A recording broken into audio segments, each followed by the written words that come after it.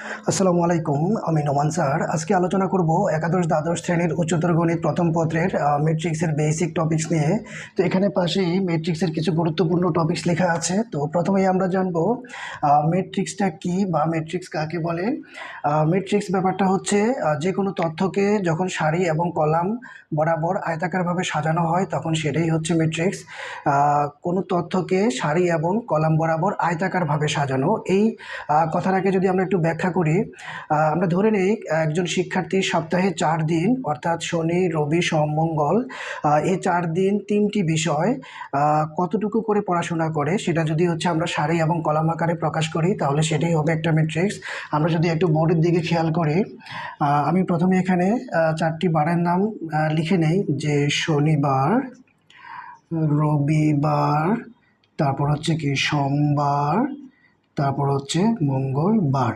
তাহলে এই 4 দিন 3টি বিষয় পড়াশোনা করবে। 3টি বিষয়ের মধ্যে আমি নিলাম হচ্ছে প্রথমে নেই গণিত, তারপরে নেই হচ্ছে পদার্থ, তারপরে নিলাম হচ্ছে রসায়ন বিজ্ঞান।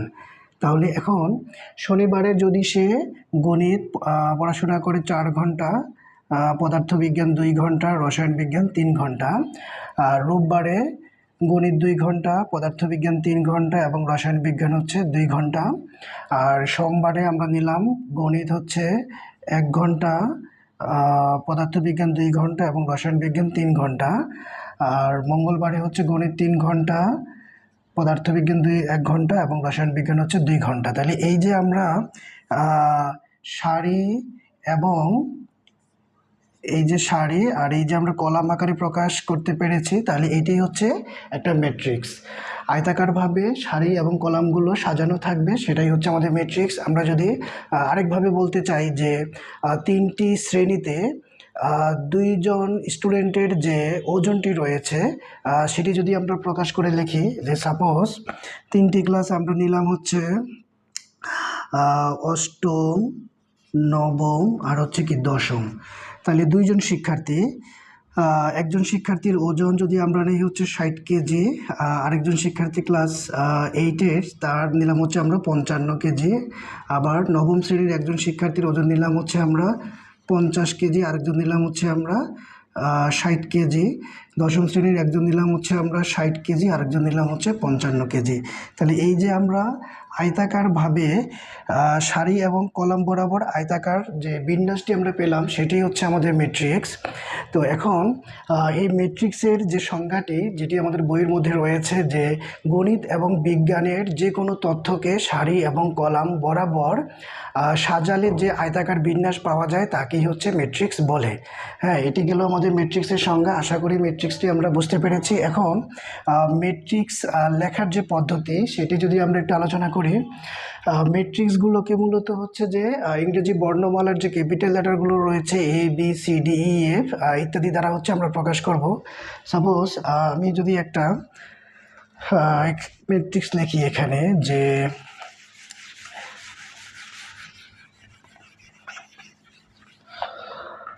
আমরা নিলাম হচ্ছে এ নিলাম ইংরেজি বর্ণমালার ক্যাপিটাল লেটার, তারপর এখানে আমি নিলাম হচ্ছে যে 7, এখানে নিলাম -3, 2, এখানে নিলাম হচ্ছে আমি 5 নিলাম এখানে, এটি হচ্ছে আমাদের 5, 2 এবং হচ্ছে 6। তাহলে এই যে আমি লিখলাম এটা হচ্ছে আমাদের ম্যাট্রিক্স। আর ভেতরে যে উপাদানগুলো রয়েছে এগুলোকে বলা হয় হচ্ছে ভুক্তি। আমরা নবম দশম শ্রেণীতে যে সেট করেছিলাম সেখানেও আমরা কিন্তু সেটের নামগুলোকে ইংরেজি বর্ণমালার ক্যাপিটাল লেটার দিয়ে প্রকাশ করেছি, আর ভেতরে যে সদস্যগুলো ছিল সেগুলোকে আমরা উপাদান বলতাম, কিন্তু ম্যাট্রিক্সের ক্ষেত্রে আমাদের কি বলতে হবে? ভুক্তি বলতে হবে। এগুলো প্রত্যেকটা হচ্ছে আমাদের ভুক্তি। আমরা এই ভুক্তিগুলো হচ্ছে চাইলে কোনো অক্ষরও দিতে পারি। সাপোজ আমি যদি এরকম লিখি যে LMK, এখানে দিলাম হচ্ছে আমি PRS, তারপর এখানে আমি দিলাম হচ্ছে যে IJ আর হচ্ছে N। তাহলে এই যে আমি স্মল লেটারের অক্ষর দিয়ে প্রকাশ করেছি ভেতরের ভুক্তিগুলাকে। আর এখানে কিন্তু নামটা অবশ্যই থাকতে হবে ইংরেজি বর্ণমালার ক্যাপিটাল লেটার, আর ভেতরের ভুক্তিগুলো আমরা যদি অক্ষর দিয়ে প্রকাশ করি তাহলে অবশ্যই স্মল লেটার দিয়ে প্রকাশ করতে হবে। তো এখানে সংখ্যাও থাকতে পারে। যদি হচ্ছে আমি আরেকটা লিখি যে সি সমান সমান, আমি এখানে লিখব যে -5 3 তারপর হচ্ছে 2 তারপর হচ্ছে 1 7 9। তাহলে এগুলো হচ্ছে আমার ম্যাট্রিক্স লেখার যে পদ্ধতি। আর আরেকটা জিনিস খেয়াল করতে হবে, ম্যাট্রিক্স এই যে পাশে যে ভুক্তিগুলো রয়েছে এগুলো আমরা সেকেন্ড ব্র্যাকেট ছাড়াও কিন্তু হচ্ছে ফার্স্ট ব্র্যাকেটের মধ্যেও আবদ্ধ করে লিখতে পারি। সাপোজ আমি এখানে সেকেন্ড ব্র্যাকেটের পরিবর্তে আমি এখানে ফার্স্ট ব্র্যাকেটও দিতে পারি, তাহলে বড় করে হচ্ছে ওই পাশে আমাকে ফার্স্ট ব্র্যাকেট দিতে হবে। এভাবেও কিন্তু হচ্ছে আমরা ম্যাট্রিক্সকে প্রকাশ করতে পারি। আবার আরেকটা পদ্ধতি রয়েছে ম্যাট্রিক্সকে প্রকাশ করা, সেটা হচ্ছে পরম মানের মতো আমরা যদি বড় করে দুইটা লম্বা দাগ দিয়ে দেই তাহলে এটাও কিন্তু হচ্ছে যে ম্যাট্রিক্স প্রকাশ করে। ম্যাট্রিক্সের উপাদানগুলো যে ভুক্তিগুলো রয়েছে সেগুলো হচ্ছে আমরা এই তিনটাভাবে হচ্ছে লিখে প্রকাশ করতে পারি। হ্যাঁ, আর আরেকটা ব্যাপার হচ্ছে যে ম্যাট্রিক্স যে ভিতরে ভুক্তিগুলো রয়েছে এগুলো সংখ্যা এবং হচ্ছে যে কোনো লেটার হতে পারে। তাহলে এই হচ্ছে আমাদের ম্যাট্রিক্স লেখার পদ্ধতি। আর ম্যাট্রিক্সের সারি এবং কলাম যেটি রয়েছে সেটা হচ্ছে এই যে আমাদের এটা হচ্ছে আমাদের সারি, আর যেগুলো এগুলো হচ্ছে আমাদের কলাম। তাহলে এটা হচ্ছে আমাদের প্রথম সারি, এটাকে আমরা প্রথম সারি লিখতে পারি। আর এটা হচ্ছে আমাদের দ্বিতীয় সারি, আর এগুলো হচ্ছে আমাদের কলাম। যেমন এটা হচ্ছে আমাদের প্রথম কলাম, এটা হচ্ছে আমাদের প্রথম কলাম, এটা প্রথম কলাম। তাহলে আমি এখানে লিখব যে এটি হচ্ছে প্রথম কলাম। আর এটা হচ্ছে আমাদের দ্বিতীয় কলাম, এটা হচ্ছে আমাদের তৃতীয় কলাম। তাইলে উল্লম্ব বরাবর যে সংখ্যাগুলো সেগুলো হচ্ছে আমাদের কলাম, আর যেগুলো হচ্ছে আনুভূমিক বরাবর সংখ্যাগুলো সেগুলো হচ্ছে আমাদের সারি। তাহলে এই গেল ম্যাট্রিক্সের সারি এবং কলাম। এবার হচ্ছে ম্যাট্রিক্সের ক্রম। ম্যাট্রিক্সের ক্রমটাও হচ্ছে এবং হচ্ছে কি যে সারি এবং কলামের সংখ্যা কয়টি রয়েছে সেটি প্রকাশ করে। অর্থাৎ এখানে যেমন রয়েছে দুইটি সারি এবং কলাম রয়েছে কয়টা, তিনটা কলাম রয়েছে। এখানে আবার হচ্ছে যে আমাদের তিনটা সারি রয়েছে এবং দুইটা কলাম রয়েছে। এখানে আবার তিনটা কলাম এবং তিনটা সারি এবং তিনটা কলাম রয়েছে। তাহলে এগুলোকে আমরা বলতে পারি, যেমন এটাকে আমরা বলতে পারি কি 2x3 ক্রমের ম্যাট্রিক্স। হ্যাঁ, তাহলে সারিটার কথা আগে বলতে হবে। এখানে আমাদের সারি কিন্তু রয়েছে দুইটা, তাহলে এখানে 2। আর এই যে আমি ক্রসের মধ্যে দিয়েছি এটাকে মূলত বাই বলতে হবে, অর্থাৎ 2/3 ক্রমের ম্যাট্রিক্স। এটাকে আমরা বলবো 3/3 ক্রমের ম্যাট্রিক্স বা একটা বর্গ ম্যাট্রিক্স।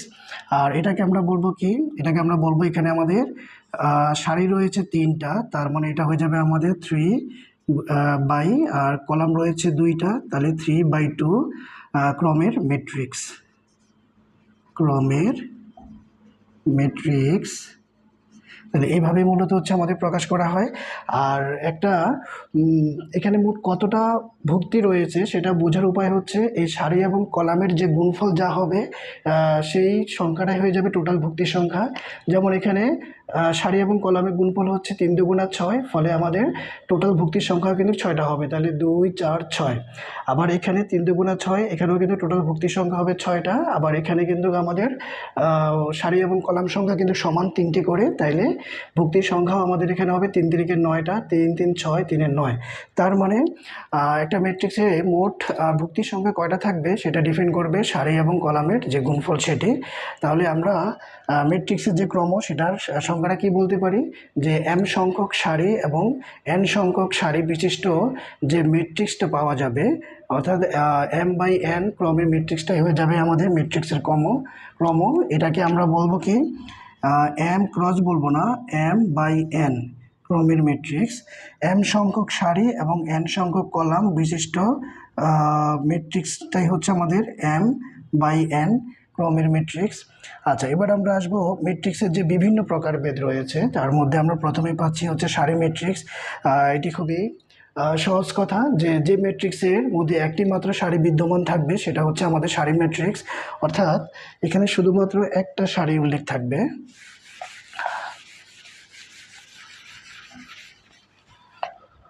আমি যদি একটা ম্যাট্রিক্স নেই তাহলে এখানে একটা সারি উল্লেখ থাকবে যে 2 5 7, তাহলে এটি হয়ে যাবে কি, এটি হয়ে যাবে আমাদের সারি হচ্ছে কয়টা, একটা, আর এখানে কলাম আমাদের চিন্তা করতে হবে তিনটা, তাহলে 1/3 ক্রমের সারি ম্যাট্রিক্স। আবার কলাম ম্যাট্রিক্সটা কেমন, কলাম ম্যাট্রিক্সে হচ্ছে আমাদের একটা কলাম থাকবে, যে আমি লিখলাম 1 3 এবং হচ্ছে কত 4, তাইলে এটি হয়ে যাবে আবার আমাদের এখানে কলাম কয়টা, একটা মাত্র কলাম এখানে। আবার সারি এখানে চিন্তা করলে কিন্তু তিনটা, তাহলে আমাদের সারি কথাটা আগে বলতে হবে, একটা দুইটা তিনটা, তার মানে 3/1 ক্রমের কলাম ম্যাট্রিক্স এটা।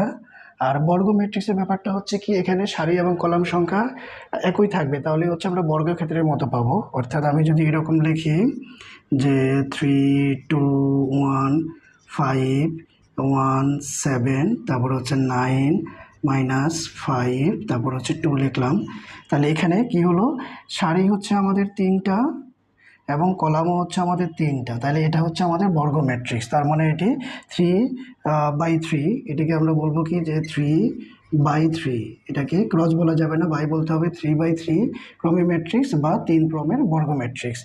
আচ্ছা, এরপরে যেটা রয়েছে কর্ণ ম্যাট্রিক্স। কর্ণ ম্যাট্রিক্সের ব্যাপারটা হচ্ছে এখানে এই যে আমাদের যে প্রধান কর্ণ বা মুখ্য কর্ণ রয়েছে, এই কর্ণের সংখ্যাগুলো এগুলো হচ্ছে শূন্য থাকবে না, আর বাকি ভুক্তিগুলো শূন্য থাকবে। অর্থাৎ এটা যদি আমরা একটু উদাহরণের মাধ্যমে দেখাই,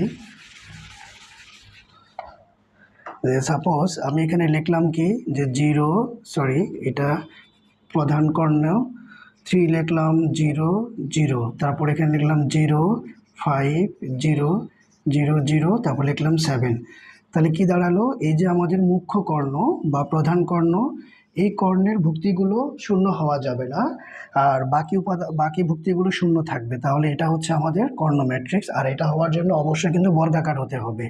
তাহলে আমরা কর্ণ ম্যাট্রিক্সের সংখ্যাটা কি বলবো, যে বর্গ ম্যাট্রিক্সের প্রধান কর্ণের ভুক্তিগুলো বাদে অন্যান্য ভুক্তিগুলো শূন্য, তাহলে সেই ম্যাট্রিক্সকে হচ্ছে আমরা কর্ণ ম্যাট্রিক্স বলবো। আর পরিশেষে রয়েছে এখানে স্কেলার ম্যাট্রিক্স। স্কেলার ম্যাট্রিক্সের ব্যাপারটা হচ্ছে কর্ণ ম্যাট্রিক্সের যে ভুক্তিগুলো এগুলো একই থাকবে।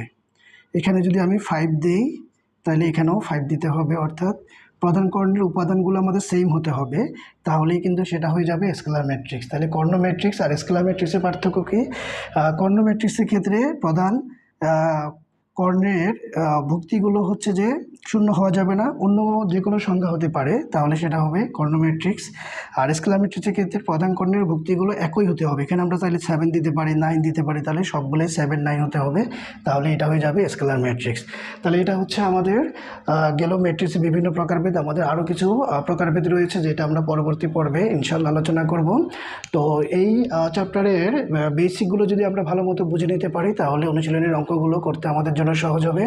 তো আশা করি আমরা সামনে বাকি যে বেসিকগুলো রয়েছে সেগুলো নিয়ে বিস্তারিত আলোচনা করব। তো সেই পর্যন্ত সবাই ভালো সুস্থ থাকো, সবার জন্য দোয়া ও শুভকামনা রইল। আসসালামু আলাইকুম।